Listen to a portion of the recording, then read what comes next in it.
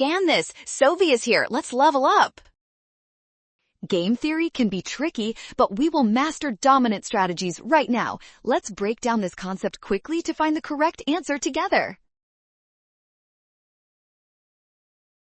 First, we must define what a dominant strategy actually is in any game. It is the specific move that earns a player the highest payoff regardless of what others do. Next, we compare the payoffs for every possible scenario. If one choice always wins no matter the opponent's move, that player has no reason to change their own specific strategy. This choice is independent of the other player's move. Thus, option A is the only logical and mathematically correct answer.